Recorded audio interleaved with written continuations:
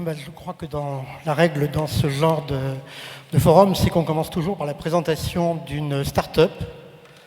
Vous avez donc, comme vos collègues l'ont eu, 3 minutes pour vous présenter et nous expliquer à quel point vous allez être utile pour nos petits-enfants, enfants et peut-être pour nous-mêmes. Et plus même. Bonjour à tous. Je m'appelle Stéphane Vidaillé et j'ai un but assez simple, c'est de réduire, comme vous, comme nous tous, de 80% l'intensité énergétique de notre économie. 80%, c'est-à-dire qu'aujourd'hui, pour 100 calories que nous utilisons pour nous nourrir, vivre, le transport, nous chauffer, dans 30 ans, 50 ans, il faut passer à 20. Et ça, on ne sait pas du tout comment on va le faire. Donc, pour le faire, moi, j'ai décidé de faire un petit peu tout et n'importe quoi, surtout n'importe quoi d'ailleurs, et en particulier du chauffage. Donc, je suis plombier chauffagiste. Je suis en cours d'être plombier chauffagiste puisque je prépare mon CAP de plombier chauffagiste. Et avant ça, je suis diplômé de HEC Paris, où j'ai pu étudier la finance, etc. et travailler pendant une dizaine d'années sur les problématiques énergétiques dans le monde entier, en particulier en Chine et en particulier sur des projets liés au protocole de Kyoto, de réduction de gaz à effet de serre. Donc aujourd'hui, je suis plombier chauffagiste. Ma société chauffe des bâtiments comme celui-ci, j'aimerais bien. Et nous sommes des chauffagistes d'un type bien particulier car nous chauffons nos bâtiments avec ceci. Alors vous ne le verrez pas, mais ce sont des déchets, des résidus de céréales. Vous connaissez probablement ceci, vous ne le verrez pas non plus, mais ce sont des granulés de bois qui deviennent de plus en plus communs.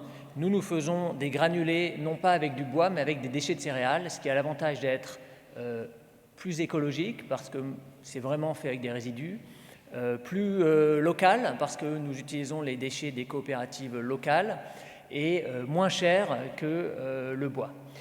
Donc c'est très innovant, c'est basé sur un brevet développé par une société qui s'appelle RAGT, qui est basée à Rodez, une grosse société agricole, et c'est très en pointe. Et nous avons aujourd'hui 5 projets qui tournent et le dernier est un collège et 2 gymnases situés à Tournan-en-Brie. Le débat qui suit concerne la commande publique, donc je voudrais juste toucher un mot sur ce point car j'ai été confronté à cette problématique et je me suis rendu compte que faisant quelque chose de très innovant, il est très difficile de rentrer dans le cadre de la commande publique qui est très codifié. Il y a un code des marchés publics, comme vous le savez, avec des cases bien particulières. Et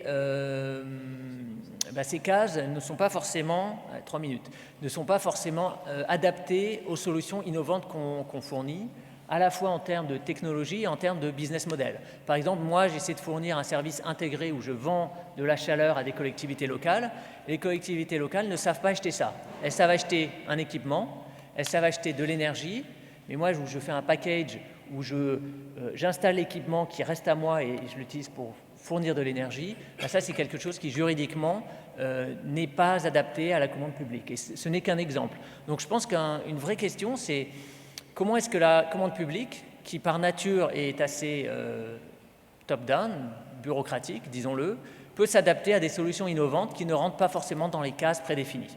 Voilà, donc ça c'est la question que je pose et je laisse nos brillants intervenants y répondre en quelques minutes. Merci. Merci, on sent la formation sérieuse d'HEC, là, vous avez fait 3 minutes 30, c'est formidable. Du CAP plutôt.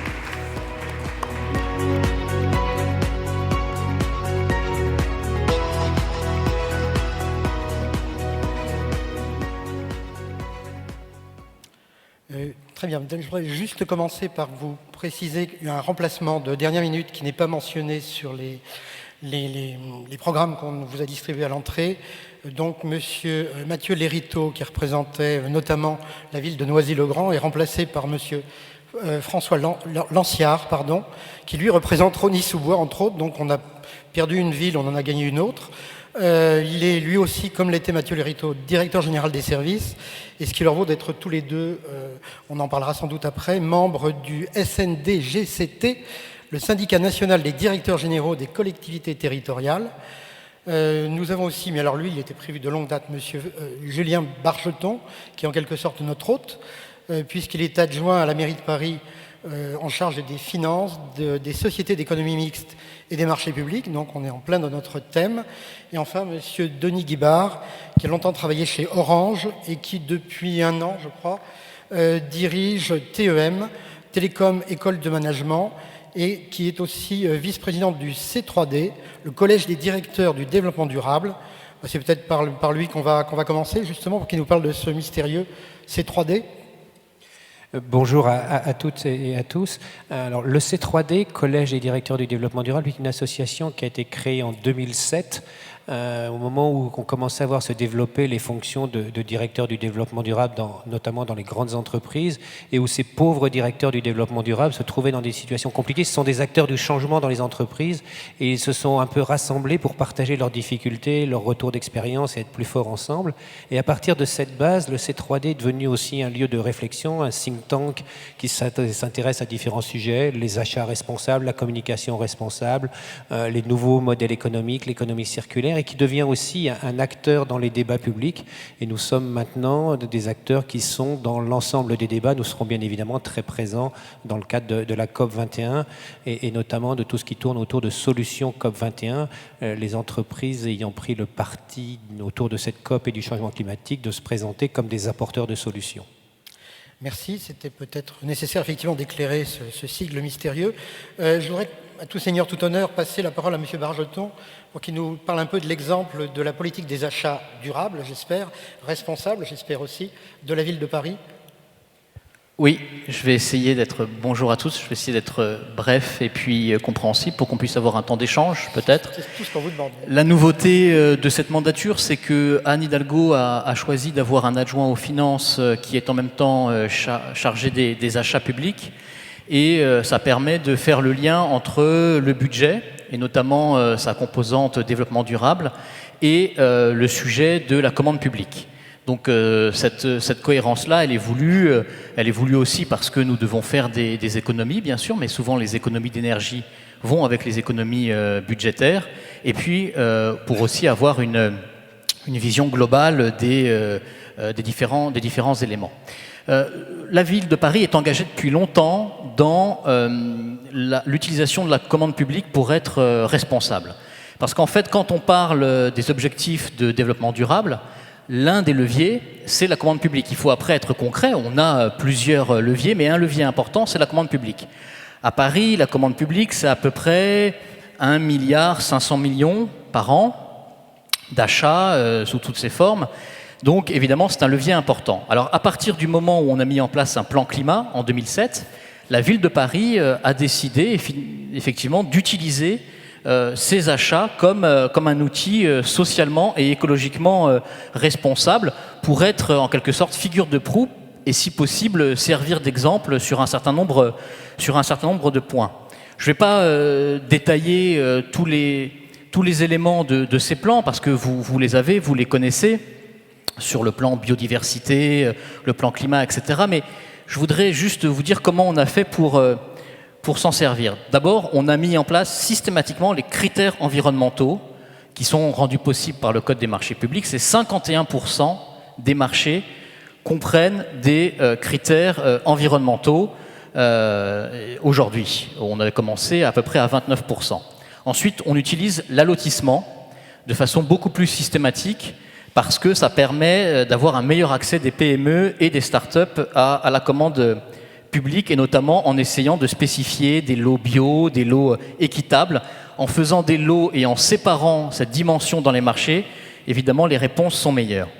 Ensuite, nous utilisons les différents outils juridiques qui sont à notre disposition. Je vais continuer comme ça, vous aurez un élément global, et puis j'aurai fini ma première intervention, mais sans être trop long. On a été précurseur sur un certain nombre d'exemples comme la question qui était posée. C'est vrai que ce n'est pas toujours facile d'utiliser le code des marchés publics pour inventer, mais on peut faire du partenariat, on peut faire aussi des jurys innovants. Et donc, que ce soit à la Halle Pajol ou pour la piscine de la Butte aux Cailles, par exemple, nous avons utilisé des formes qui permettent d'obtenir des bons résultats en matière en matière écologique. C'est toute une chaîne qu'il faut mettre en place. Et cette chaîne, elle commence par, en amont, des comités stratégiques achats qui veillent sur les enjeux environnementaux. Et Paris est l'une des premières villes à s'être dotée d'un guide des achats environnementaux dès 2009. Il permet en amont de mieux prendre en compte l'environnement dans la commande publique. Ensuite, le suivi des clauses d'insertion est assuré par des comités annuels de suivi où les élus sont présents. Et en 2016, nous mettrons en place une commission d'anticipation des marchés qui renforcera cette démarche, c'est-à-dire d'anticiper encore davantage en amont les marchés qui peuvent faire l'objet d'une dimension environnementale accrue. Et tout ça se traduira par un guide, le guide de la promotion de l'achat socialement responsable qui sera adopté à la fin de l'année 2015.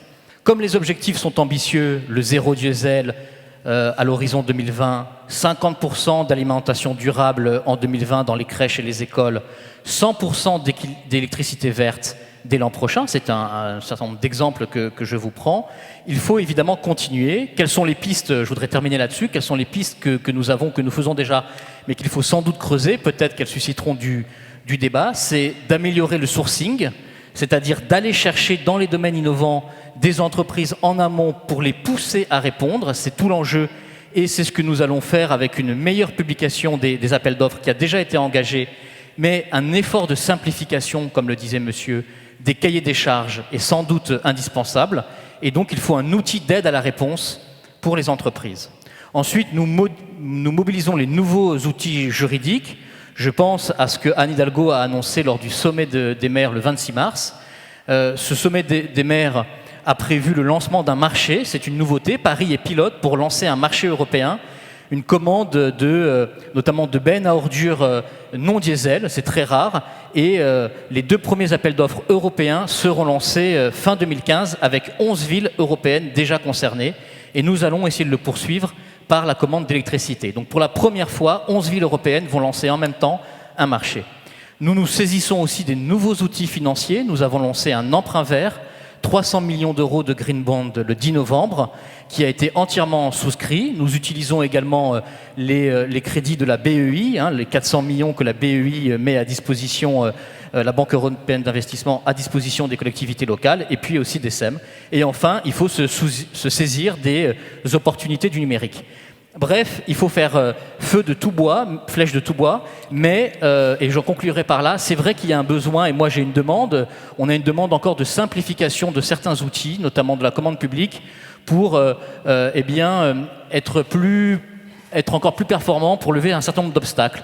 Passer des marchés au niveau européen, ce n'est pas facile.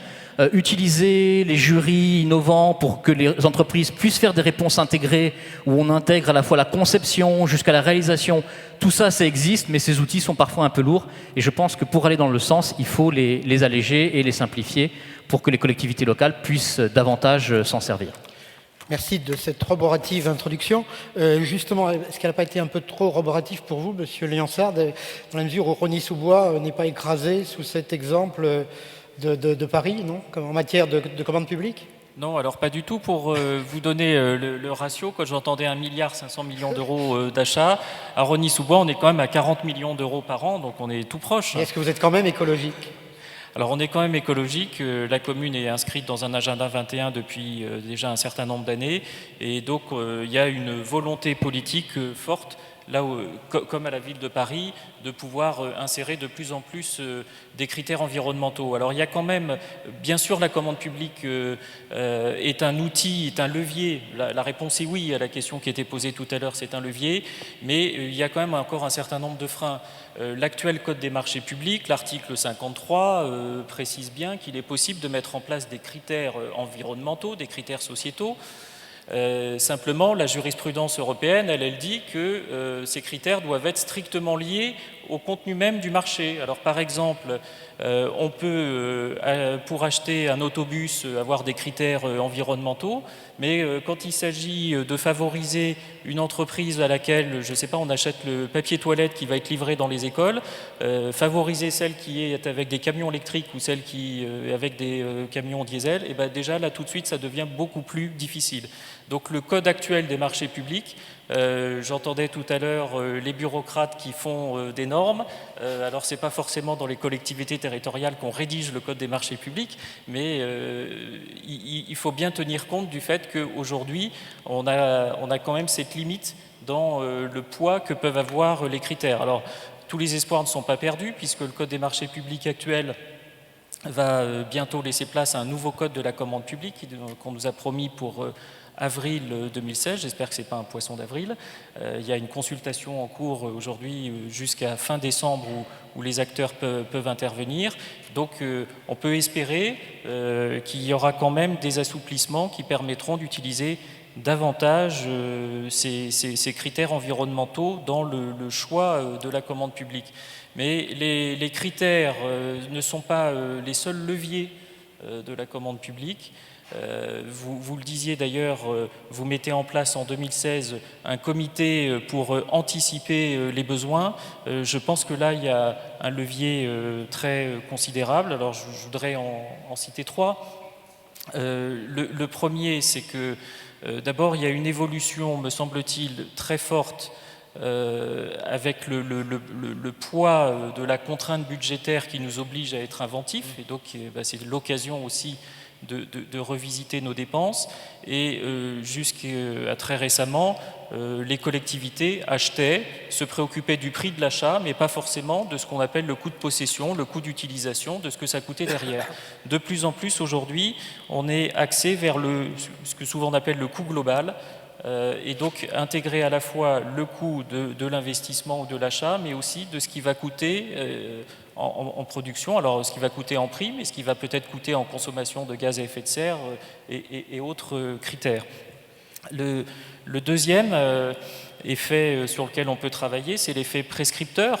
Quand la ville de Paris met des critères environnementaux sur 1,5 milliard d'euros d'achat, évidemment, vous êtes prescripteur. Quand toutes les collectivités le font, ça peut avoir un poids important. Il y a un secteur qui est souvent le marché le plus cher de la collectivité, qui est la restauration collective. Souvent, la restauration scolaire est le plus gros marché de chaque commune. Il y a de plus en plus des critères sur l'approvisionnement local qui se développent. Si une très grande majorité des collectivités publiques se lancent dans ces critères-là, c'est, je crois savoir, 3 milliards de repas par an qui sont servis dans la restauration collective. Donc c'est un effet prescripteur énorme sur les filières économiques autour de la restauration collective, pour ne prendre que cet exemple-là. Alors le troisième levier, c'est l'innovation. L'innovation, alors c'est le pompier chauffagiste qui intervenait au début nous parlait comment concilier l'innovation avec ce code des marchés publics. Ne le provoquez pas, il va revenir. Avec plaisir. C'est vrai que c'est pas forcément facile. Alors de notre côté à Rosny-sous-Bois, nous, on essaye nous-mêmes d'innover avec, par exemple, une école que nous avons construite il y a 2 ans, qui est une éco-école, qui était construite en bois et en paille. Et nous avons notre propre équipe de maîtrise d'œuvre interne qui a travaillé sur le développement de cette école. On est en train de construire la 2e à côté. Et dans cette démarche-là, pourquoi elle est innovante? Parce qu'il y a vraiment eu une réflexion sur construire différemment les outils. Et donc, après, les entreprises ont dû aussi se positionner sur les marchés que nous lancions et ont dû inventer de nouvelles solutions. Et si nous n'avions pas prescrit ce type de demande, les entreprises ne seraient pas allées dessus. Une fois qu'elles ont travaillé dessus, une fois qu'elles se sont habituées et qu'elles ont trouvé des solutions techniques face aux défis qu'on leur lance, eh bien, elles peuvent les proposer, et donc c'est aussi une façon de contribuer à la progression du développement durable, non seulement dans l'achat public, mais après aussi dans l'achat tout court. Bois et Paille, vous avez oublié l'histoire des 3 petits cochons, ou parce que vous savez que le loup, surtout à Rosny-sous-Bois, vous avez peut-être encore des loups, et votre école ne résisterait pas. Alors, on nous assure qu'elle va vivre au moins 100 ans. D'accord. Bon. Je voudrais revenir sur un point que vous avez tous les deux abordé, qui est l'acheter local et l'acheter aux PME. Je ne sais pas si vous avez vu, notre confrère et néanmoins concurrent, Les Échos, a publié il y a 2 jours un papier intéressant sur les PME veulent-elles encore de la commande publique. Et leur réponse était plutôt non, ce qui est un petit peu paradoxal. Bien entendu, il s'agissait surtout de l'État, qui est un mauvais payeur, comme chacun sait, et les PME ont de plus en plus de réticence à s'adresser à l'État. Est-ce que pour vos villes respectives, grandes ou moyennes, les PME locales donc, ont encore accès à la commande publique? Et qu'est-ce que vous en avez parlé un tout petit peu, mais peut-être sur Rosny-sous-Bois aussi, on pourrait prendre la parole à tour de rôle là-dessus. Oui. C'est un objectif important, l'accès des PME. Nous, la part des PME dans la commande publique ne cesse de progresser à Paris. Donc, elle est de plus en plus importante. On a mis en place un portail aussi pour leur faciliter les réponses, un portail informatique des marchés qui est quand même très accessible et les PME le trouvent pratique d'utilisation. Donc, favoriser l'accès à la commande publique, c'est un objectif pour nous important. Et puis, la ville de Paris a obtenu plusieurs prix parce qu'elle paye très bien. On paye à beaucoup moins que les obligations. On est à bien moins d'un mois avec la facture. On a reçu plusieurs récompenses à ce titre parce que pour nous, c'est un objectif très important que nous menons d'ailleurs avec la DRFIP, avec les services de l'État. Et il y a un accord entre les comptables, côté ordonnateur, côté Ville de Paris et côté comptable État pour accélérer le paiement et nous avons obtenu de bons résultats en la matière. Il est vrai qu'il y a une difficulté, c'est ce que disait monsieur, sur les critères en tant que tels. Un critère de proximité, évidemment, se heurterait à une impossibilité juridique européenne. Alors on peut y arriver, notamment pour certains marchés où on demande dans la qualité que la base ne soit pas trop loin. Par exemple, quand il s'agit de refaire des voies, on peut exiger effectivement qu'il y ait une réactivité, une capacité de se déployer rapidement qui revient en fait à demander à ce que les centres de production ne soient pas éloignés. Et de cette façon-là, nous travaillons. De même, on ne peut pas dire que sur l'environnement, on met un critère forcément déterminant à 50%, etc. Mais se fixer un objectif de petits camions électriques ou d'innovation dans les marchés, c'est quand même possible avec le code aujourd'hui. Et ça peut aussi favoriser les PME. Et ce que nous faisons aussi pour favoriser les PME, c'est tout ce qu'il y a autour de l'allotissement, du groupement de commandes ou du marché, où nous demandons, par exemple, à des entreprises de répondre aussi avec des PME et on obtient comme ça un meilleur accès aux PME de nos marchés. Mais la Ville de Paris s'est fixé des objectifs parce que ça va ensemble. C'est ce qui innover, c'est ce qui permet aussi d'avoir des investissements intéressants et de réduire les coûts et en même temps d'être écologiquement responsable. Et à Rosny-sous-Bois, monsieur Liansart, l'intervention des PME, je parle donc, et de l'acheter local. Alors d'abord, nous, on est à 30 jours, c'est le délai réglementaire. On essaye de progresser chaque année un petit peu plus. Mais déjà par rapport au privé, il y a quand même beaucoup d'entreprises qui payent à très largement plus que 30 jours. Donc je pense qu'aujourd'hui, c'est au contraire un point fort de l'acheteur public de payer plutôt rapidement. Après l'accès des petites entreprises, elles ont deux écueils. Le premier, c'est de maîtriser les procédures. Et là, on a un rôle, non pas avec notre casquette d'acheteur, mais avec notre casquette de collectivité publique aussi, de les former, de les aider à remplir les différents formulaires qui sont semés d'embûches. Et puis la deuxième chose, c'est que ça prend du temps de candidater à des marchés publics. Et quand vous êtes une très petite structure, vous y réfléchissez à deux fois avant d'investir dans le temps que vous allez consacrer à répondre à des marchés dans lesquels vous n'êtes pas sûr d'arriver à aboutir. Donc simplifier les marchés, simplifier la façon de candidater à chaque fois permet de leur donner plus de chances de pouvoir candidater. Après, il y a aussi ce qu'on met derrière les mots, parce que quand on parle de l'achat local, par exemple, si vous posez la question au ministre de l'Agriculture, l'achat local, il vous répond, l'achat local, c'est l'achat français. L'achat régional, c'est l'achat européen. Moi, je vous parle de l'achat de Rosny-sous-Bois. Et le reste du monde, c'est l'achat lointain. Alors qu'en général, quand on pense achat local, on se dit à 100 km autour de chez nous. Donc déjà même se mettre d'accord sur les mots peut être une vraie question. Oui, c'est tout à fait. Monsieur Guibard, vous avez une opinion sur toutes ces questions, Vous aviez envie de parler du droit d'expérimenter. Alors, j'ai plusieurs opinions. Au C3D, on a l'avantage, si j'ose dire, d'être un peu des deux côtés de la médaille. On est principalement des entreprises, aussi quelques organisations dont certaines sont publiques. On a par exemple l'Opéra de Lyon parmi nos membres. On a l'habitude d'être à la fois fournisseur, notamment de collectivités locales ou de l'État, et d'être aussi acheteur, y compris vis-à-vis d'autres acteurs industriels. Et le premier point qui me paraît important dans tout ce qu'on vient de débattre, c'est d'avoir une approche systémique. On a souvent tendance, le développement durable est un enjeu systémique. On ne peut pas séparer les composantes. Et très souvent, dans les pratiques d'achat, qu'elles soient publiques ou privées, mais ici on parle des approches publiques, il y a une segmentation. On prend les achats par un morceau, on prend les problèmes par un morceau, on évoquait, alors que je pense qu'il faut essayer de passer, c'est pas forcément facile et porté par le code des marchés publics, dans une approche systémique. On évoquait la question des critères. Effectivement, il y a un certain nombre de critères d'impact environnemental ou de total cost of ownership, si on parle de cet aspect-là, donc du coût total de possession, qui peut être économique, mais qui peut être aussi un coût total environnemental qui est à prendre en compte, avec des composantes qui ne sont pas celles directement portées par l'objet du marché.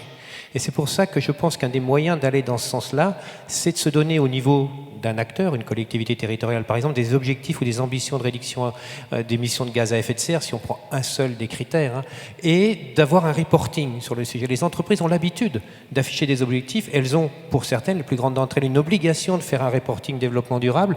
Si les collectivités territoriales ont la même obligation et produisent les mêmes chiffres, ça va forcément amener une certaine direction pour leur politique et leur politique d'achat, tout en restant bien évidemment dans le... Donc vous plaidez pour une réforme du code des collectivités territoriales? Éventuellement, oui. Moi, je ne suis pas un expert du code, mais je pense qu'avoir un certain nombre de ces éléments qui sont ceux, je ne dis pas que l'entreprise est le modèle absolu, mais qui sont ceux qui permettent d'avoir cette approche systémique et de prendre l'ensemble des paramètres en jeu, va sans doute dans le bon sens. Monsieur Bargeton, vous avez...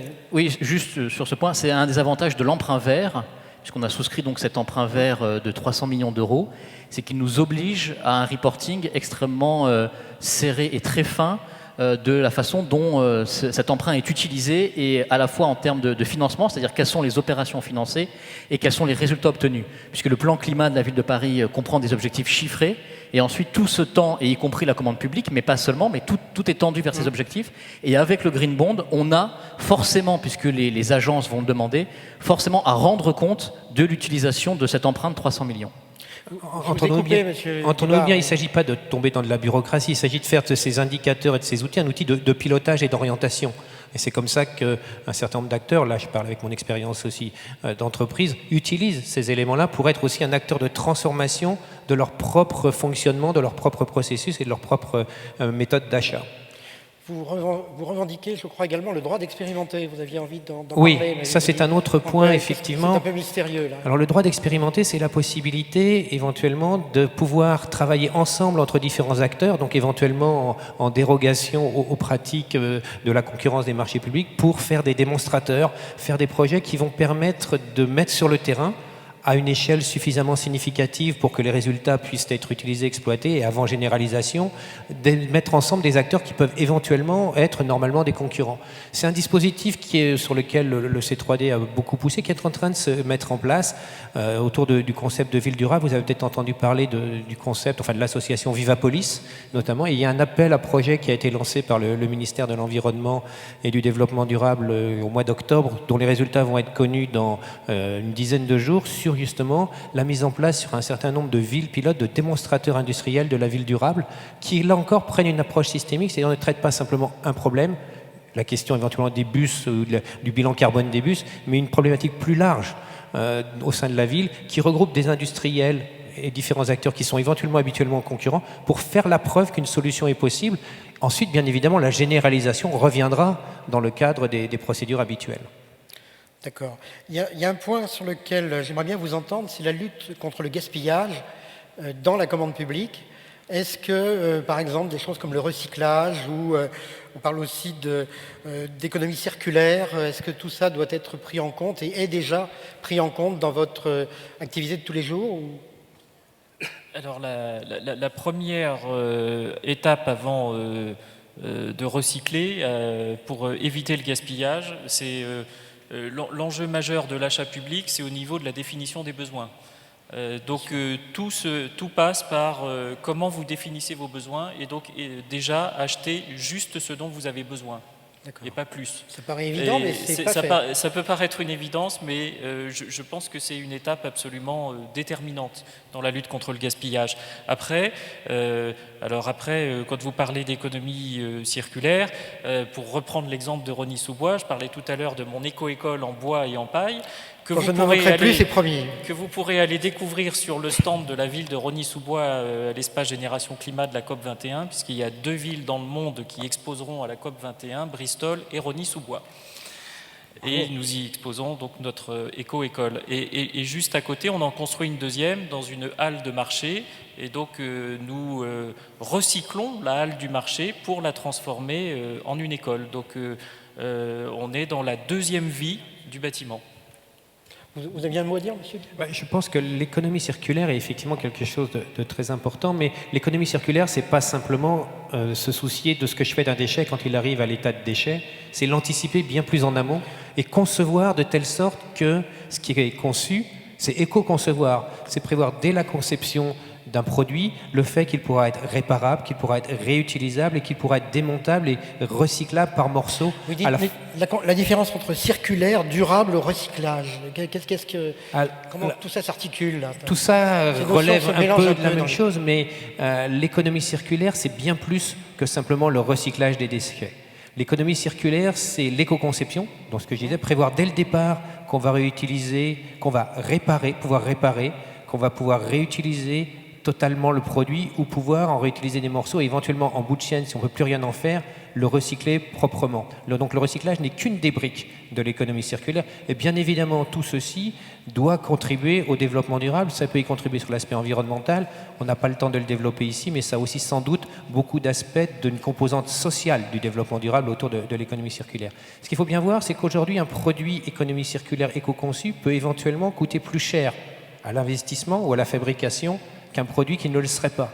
Donc si on est dans une logique simplement d'achat et de sélection par les prix, on peut se trouver dans la situation où si on regarde simplement le coût d'achat, de ne pas choisir un produit éco-conçu, alors qu'un produit éco-conçu a aussi une valeur en fin de vie qui peut être utilisée dans un calcul économique. Donc il est extrêmement important aussi, y compris dans les cahiers des charges et de définition de la commande publique, de pousser vers des produits éco-conçus en intégrant, là encore, l'impact économique, social et environnemental du produit sur l'ensemble de son cycle de vie et pas simplement à l'achat.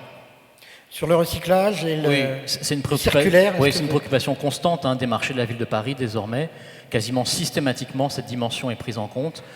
Que ce soit de l'origine des matériaux, donc quand il y a des marchés qui traitent par exemple pour du plastique, on demande que ce soit du plastique d'origine recyclée, mais également en aval que le marché, le prestataire prévoit la façon dont il recyclera ses produits, et de même pour les investissements, ça va des sanisettes de co, la récupération de l'eau de pluie, enfin la dimension de l'économie, un schéma de l'économie circulaire aussi à la ville de Paris, et y compris, ce sera un des éléments très importants du schéma de l'achat responsable.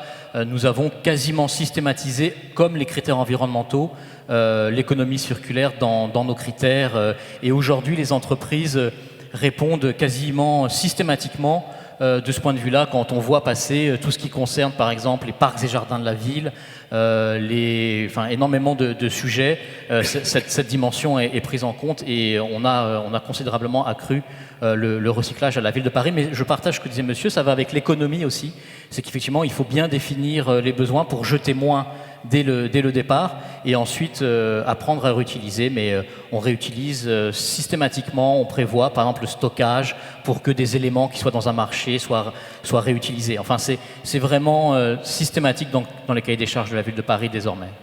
Gardez la parole parce que je voulais vous poser la question, peut-être à vous tous d'ailleurs, est-ce que le verdissement de la commande publique vers laquelle on tend va être lui-même durable dans la mesure où peut-être on va se heurter assez vite au code des marchés publics, à ses obligations.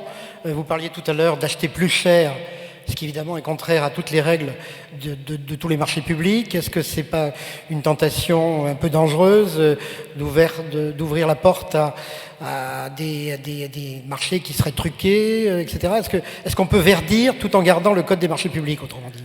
Oui, parce qu'il y a un élément qui a été abordé et qui est très important, je crois, c'est l'émergence des filières et le changement des pratiques et des cultures, c'est-à-dire que nous sommes prescripteurs. Et finalement, à force de voir passer ces marchés publics ainsi conçus, les entreprises s'y préparent et prévoient désormais à chaque fois de répondre avec une dimension environnementale accrue, ce qui fait que on va voir arriver les bennes à ordures électriques. Aujourd'hui, c'est un modèle compliqué, mais quand Paris pilote l'achat par 11 villes européennes de bennes à ordures électriques, je suis persuadé que les industriels répondront à la commande. On l'a vu sur d'autres sujets dans le passé et ça va continuer, et y compris, on pourra avoir aussi des prix moins chers, par exemple en mutualisant mieux les achats bio dans la restauration scolaire, mais aussi la restauration pour les résidences personnes âgées, la restauration dans tout le domaine social. Si on mutualise davantage des achats, eh bien, vous pouvez à la fois avoir plus de bio et en même temps faire des économies pour la collectivité. Donc je crois que l'enjeu, il est là parce que les villes ont conscience d'une chose, c'est que nous créons des problèmes, puisque quand même nous créons aussi de la pollution par le mode de vie, notamment des villes. Et donc les villes sont une des causes des problèmes environnementaux, mais elles ont aussi la solution. Et ça, c'est quelque chose qui est extrêmement important parce que au plus près, elles ont des outils et des solutions pour le faire. Mais c'est vrai qu'on peut encore expérimenter plus. On a, par exemple, intégré davantage des marchés pour essayer que l'environnement soit pris en compte dès le début, mais je pense qu'en faisant attention, avec des garde-fous, le Code des marchés publics doit ouvrir davantage la porte à l'expérimentation. Ça passe, vous le disiez tout à l'heure, par des quotas, des lots, ce genre de choses. Et ça, c'est légalement possible. On n'a pas besoin de modifier les lois là-dessus. Il y a déjà beaucoup de choses, mais on peut assouplir, par exemple, pour des entreprises qui veulent innover, qui veulent nous apporter des solutions et qui ont besoin d'abord de les utiliser. Donc il y a un certain nombre de modèles qui existent, mais c'est vrai qu'on peut davantage les étendre. C'est l'équivalent de ce qu'on aurait en matière de logement ou d'éducation avec la discrimination positive, en quelque sorte. Toute proportion gardée. Moi, je suis très pragmatique, je suis très pratique, je passe des marchés publics, je ne mène pas ce terrain-là sur un débat philosophique. Monsieur Lanciard, pardon. Oui, alors, quand vous parlez du coût, quand vous achetez des produits ménagers verts, ils coûtent plus cher. Donc là, c'est un choix politique, à un moment donné. Est-ce qu'on y met l'argent ou pas ? Mais les critères environnementaux ne sont pas tous générateurs de surcoût. Quand on parlait tout à l'heure du coût de possession, ça peut être au contraire générateur d'économie parce que on pense de façon plus globale l'achat. Maintenant, il y a ce que permettent les textes et puis il y a aussi ce que les acteurs sont capables de faire. La ville de Paris est engagée dans une démarche extrêmement proactive. Il y a 36 000 communes en France. Rosny-sous-Bois doit être, si je me souviens bien, doit être la 180e plus grande commune de France. Et pourtant, nous sommes une minuscule TPE comparée à la ville de Paris. Et donc, il y a aussi, on parlait tout à l'heure de la difficulté des TPE à s'insérer dans le process de la commande publique. Mais pour les acheteurs publics, il y a aussi encore du chemin à faire pour former nos acheteurs publics. D'abord, il n'y a pas systématiquement des acheteurs publics. Le concept même d'acheteur public est encore en développement dans un grand nombre de collectivités. Il faut pouvoir les former. Il faut aussi qu'il puisse y avoir ce dialogue avec le monde de l'entreprise. Aujourd'hui, quand vous discutez avec des dirigeants d'entreprise, ils vous parlent assez facilement de la RSE. Mais la RSE étant un concept, la responsabilité sociétale des entreprises, merci. Je pense que mon voisin doit être un expert du sujet, mais quand vous parlez de la RSE à des agents publics, ça ne leur parle pas parce que c'est un vocable entreprise. Donc il faut qu'on arrive aussi à pouvoir, encore une fois, avoir un vocabulaire commun qui nous permet d'échanger et puis de le concrétiser dans des critères, des exigences sur nos achats. Donc il y a aussi un vrai enjeu dans ce domaine-là pour que ce ne soit pas seulement les 50 plus grandes villes de France, mais que ce soit tous les acheteurs de France qui soient en capacité de peser sur l'orientation de la commande publique. Je crois qu'on a encore à peu près une minute chacun. Si vous pouvez juste en manière de conclusion, me dire quel est le projet que vous chérissez pour votre ville ou pour votre association, pour votre club, ou je ne sais pas, dans les prochaines années? Juste 1 minute chacun. Alors, pendant qu'ils réfléchissent, moi je vais juste rebondir sur la notion de RSE, puisque j'ai été un petit peu interpellé là-dessus. Je pense qu'effectivement, la RSE, c'est la responsabilité sociale ou sociétale des entreprises. Il faut passer à la RSO, la responsabilité sociale ou sociétale des organisations, qui vont donc non seulement inclure les entreprises, mais les collectivités territoriales, les associations. Et dans la RSE, il y a un concept qui est extrêmement intéressant, c'est le concept de partie prenante, et d'écouter et de prendre en compte l'impact que l'on a sur l'ensemble de ces parties prenantes et la façon dont on peut travailler avec ces parties prenantes. Et notamment sur les questions d'impact environnemental, je pense qu'il y a 2 parties prenantes qui peuvent travailler très bien ensemble, qui le font déjà, mais qui peuvent le faire encore davantage, y compris en amont, c'est les collectivités territoriales, les villes et les entreprises. Parce que comme vous le disiez fort justement, l'essentiel, en tout cas dans le monde du Nord, pour garder cette vieille terminologie, des problèmes de développement durable, pas seulement environnementaux, se trouvent dans les villes, simplement parce que 80% de la population y est. Et ce sont les villes, les collectivités territoriales, avec les entreprises, qui ont sans doute, peut-être même plus que les États, les moyens d'une action locale, mais déjà à une grande échelle. Si on regarde ce qu'est le Paris ou le Grand Paris, il y a une capacité d'action qui est très forte. Merci. J'ai noté que vous parliez de plus en plus vite, mais malgré tout, vous avez dépassé votre minute. Monsieur Lanciard, votre vœu à vous. Oui, alors je parlais tout à l'heure de ma fameuse école. Derrière c'est la construction de cette école en bois et en paille, on essaye de développer une filière de la construction en bois qu'on appelle le SEMI, que nous avons intégré dans un des objectifs du contrat de développement territorial à laquelle la ville de Rosny-sous-Bois adhère, qui lui-même est dans un ensemble de l'un des 4 contrats de développement territorial de l'Est parisien qu'on appelle le cluster de la ville durable. Donc c'est beaucoup de papier, c'est beaucoup d'ambition, mais très concrètement, on a 2 entrepreneurs qui développent des techniques de construction avec le bois, et on espère maintenant qu'il y a des habitants de la ville qui vont faire appel à eux pour construire leur maison. Donc on les soutient dans ces démarches. J'espère qu'on va réussir à faire émerger des nouvelles économies. Puis je voudrais donner un deuxième objectif. Quand j'entendais que M. Bargeton dire que la ville de Paris lance des appels d'offres pour les bennes électriques, alors nous on vient de passer commande de 2 balayeuses, et aujourd'hui ça n'existe pas, les balayeuses électriques, ou alors des modèles expérimentaux qui coûteraient presque aussi cher que construire cette salle. Et donc j'espère que vous allez aussi être prescripteur pour des balayeuses, qu'un jour on puisse avoir des balayeuses électriques. Monsieur Bargeton, votre vœu. Moi, mon vœu, c'est que l'une des clés, évidemment, c'est l'investissement. Le PIM, le plan d'investissement de la ville de Paris, c'est 10 milliards. Il y a à peu près 2 milliards fléchés sur l'environnement, la transition énergétique, les transports propres, et 800 millions vraiment dans ces 2 milliards 100 qui sont fléchés sur la transition écologique au sens strict. Et ce que je souhaite, c'est qu'on puisse vraiment faire levier pour changer les choses. La piscine de la Butte aux Cailles, elle est chauffée avec un data center. On réutilise l'énergie dégagée par des ordinateurs. Ce genre de choses, ça doit se multiplier. Il y a des crèches, nous aussi dans le 20e arrondissement, en bois, qui récupèrent l'eau de pluie à l'énergie solaire. Il faut vraiment, moi ce que je souhaite, c'est qu'on puisse faire levier, et y compris sur l'ensemble des acteurs, notamment sur le logement, parce qu'on sait très bien que l'un des enjeux très forts, ça va être de rénover le bâtiment existant. On a un plan 1000 logements les plus énergivores, et au-delà, il faut les équipements de la ville de Paris. Mais je crois qu'il faut qu'on soit tous évidemment unis, privés, publics, État, collectivités locales, pour la transition dans le logement. Ça me paraît être un des points très importants. Merci. Je crois que le timer nous signale qu'on a dépassé le temps qui nous était imparti. Donc merci d'avoir assisté à cette table ronde. Et